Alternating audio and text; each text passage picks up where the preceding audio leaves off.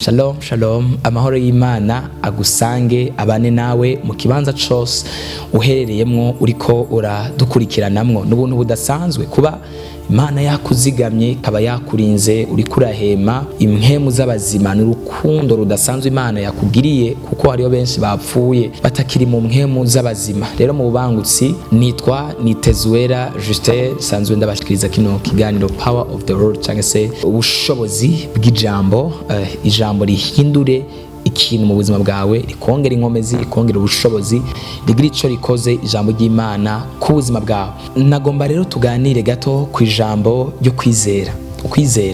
Ariko mbere yuko ndarijamo cane, reka tubanze dusome ijambo ry'urufatiro dushobora gufatiraho. Turasoma Abanyefeso igice ca 6 ku murongo waho wa 16 nyene, avuga ngo kandi hamwe n'ivyo mwakira inkinzo yo kwizera, niyo muzoshobora kuzimisha imyampi ya wa mubi yose yaka umuriro. Mwami Yesu abahezagire cane. Nagomba rero tuganire ijambo ry'Imana rivuga ku kwizera, kugira ukwizera.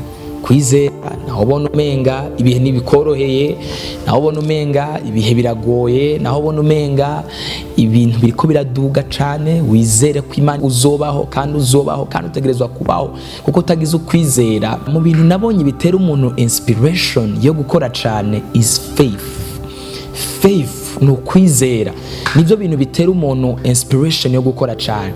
Usibye no mu buryo bw'impwemu, no mu buryo bw'umubiri, utakaje ukwizera k'ubuzima, ubutakaje inkomezi zo gukora, ubutakaje inkomezi zo kuvyuka kare, kuko utakaje ukwizera yuko kavuga ngo naho nja gukora sinza kuronka, deja umaze kubwira umubiri wawe ati uyu munsi wiri buryamye ntuze kugenda gukora, umaze kuremamwe ubunebwe n'ubundi ntuza kuronka.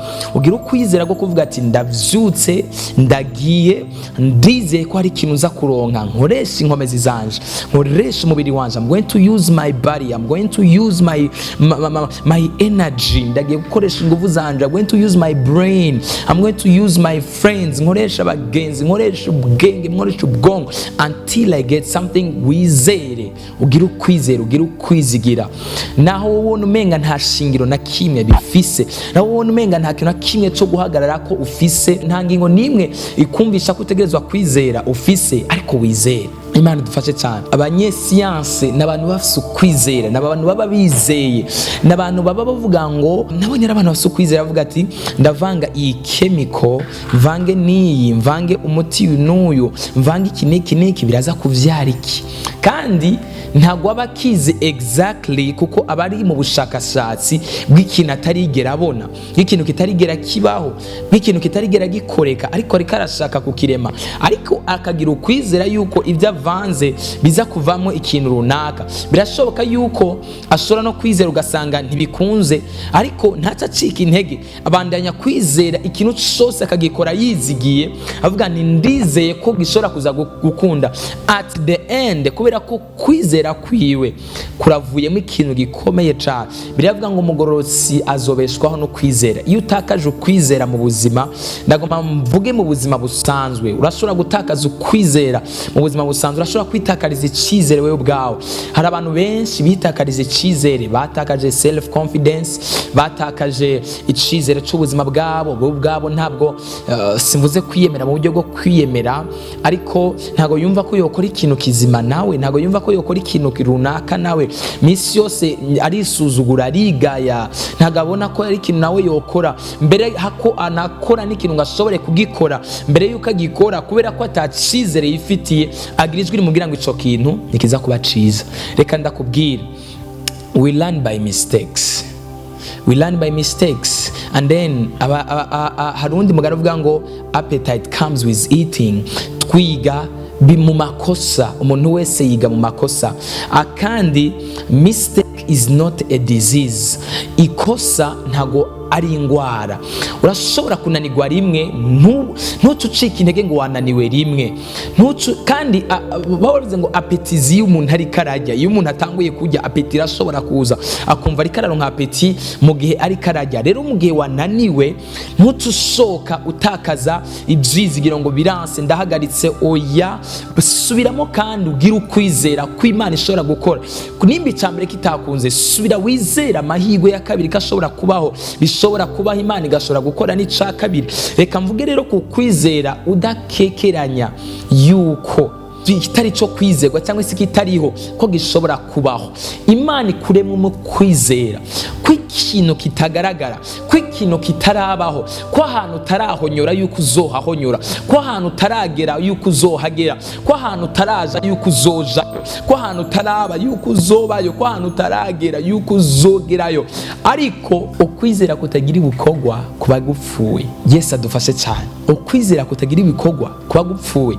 Wizere ariko uba nifatiro zishobora kukugeza muri ico gikorwa. None wovuga ngo urizeye ngo urashaka kubaka inzu, ntihagire ikintu kimushobora gukora cy'igikorwa cyo kubaka inzu, ukibaza ko iyo nzu uzoshobora kwironka. Wovuga ngo uyu munsi ndaronka umushahara, uraronka umushahara utakoze. How comes?